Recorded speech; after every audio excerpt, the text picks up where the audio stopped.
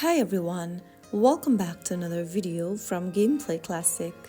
In this tutorial, I'm going to show you how to download and install Hill Climb Racing 2 application on your iOS device.